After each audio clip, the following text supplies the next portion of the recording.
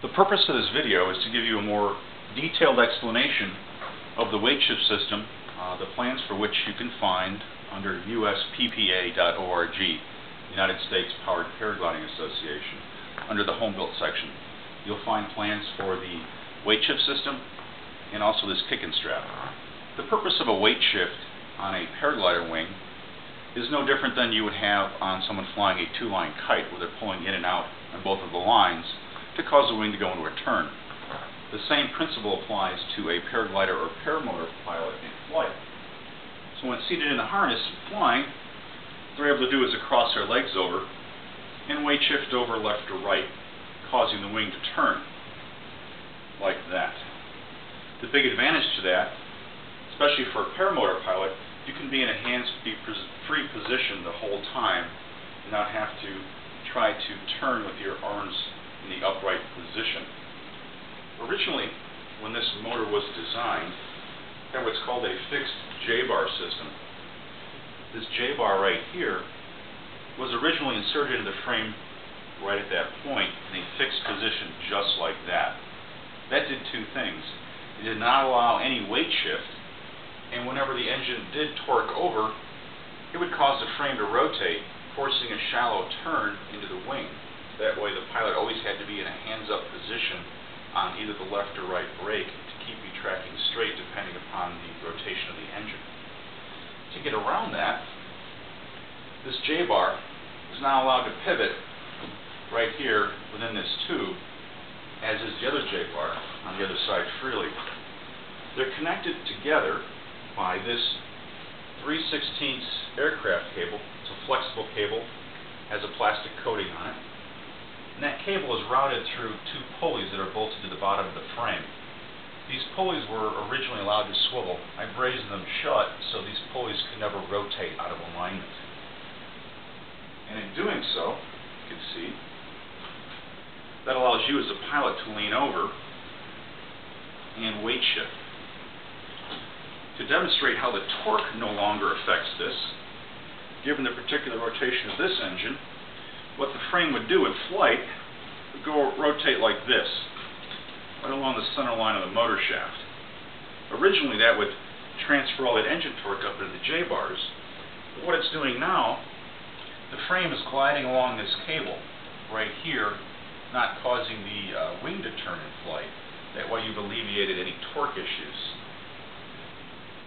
A couple little user-friendly notes to make when using this system. Normally, you would have the chest strap cinched in all the way in flight. Here, what you want to do is the opposite. You want to leave that chest strap out as far as possible. Reason being, the length of that strap is going to be the limiting factor on how far you can weight shift these two bars away from each other. Another thing I do in flight, after I take off, I adjust my leg straps out as far as possible once I'm in the air. That allows my legs more freedom of movement to cross over each other, so I can execute a better turn without having to fight moving my legs. A couple of side benefits to this I found out after the fact. You'll notice the J-bar is no longer in as close if it was inserted in the frame. It's about 2 inches further out on both sides. That gives you, the pilot, a little bit more room left to right for added comfort. Also, I added a couple of bicycle grips around the two J-bars for a little added comfort there also.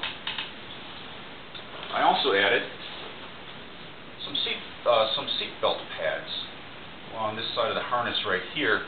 I found that those parts of the harness were chafing into my leg a little bit, so that's a little more comfortable now. Another thing I found on this particular paramotor design, you'll notice when I lift this up, full up, those two J-bars are no longer in the original position they were on the frame. They're no longer perpendicular to it. They're angled down more. The reason for that, when this was in its up position, the angle of this seat board would be higher up. That gave you that knees and the chest feeling.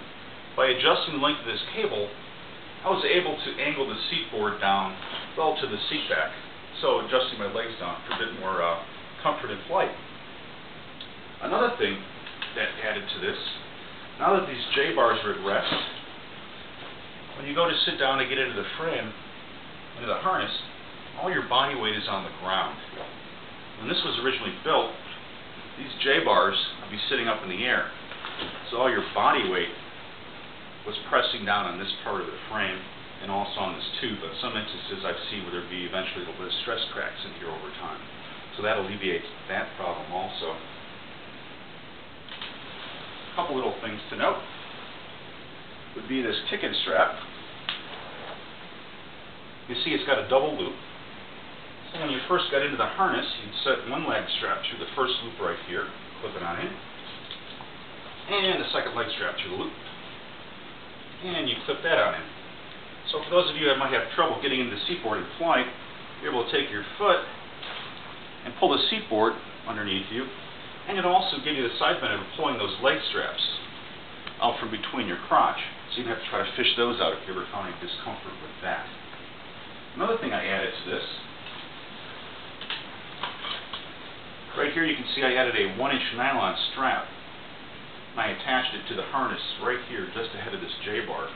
I routed that strap right behind the lower part of the seat back, and it came out through the same part of the seat back out this side, and it went to this little handle right here, little flap. What I'm able to do in that is, guess what? We've got lumbar support now. For any of us who have lower back issues, that's real handy. You'll note if you're in a long cross country, that's also nice. You've noticed if you've ever driven an automobile that has that extra feature to it. As again, these plans are available for free, usppa.org, under the Home Build section. And you might notice on those plans, when I originally built this system, I welded up a brand new J-bar. In order for you to get around that, if you want to do this, what you could do is you could take the original J-bar that had plugged into the frame, and you could just build a wider tube here, and you can insert the original J-bar in at that point. That way you don't have to replicate that much of the system. There it is.